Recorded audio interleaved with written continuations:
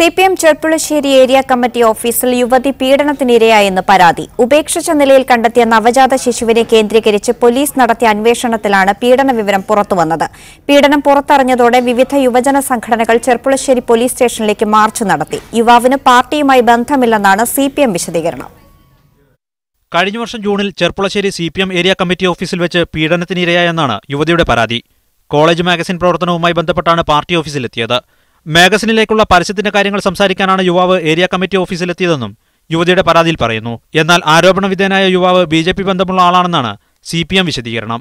പെൺകുട്ടി പാർട്ടി കുടുംബത്തിലെ അംഗമാണ്. ഈ പെൺകുട്ടി പാർട്ടി അനുഭാവിയാണോ എന്നുള്ള കാര്യം എനിക്കറിയില്ല. പാർട്ടി കുടുംബത്തിലെ ഒരു അംഗമാണ്.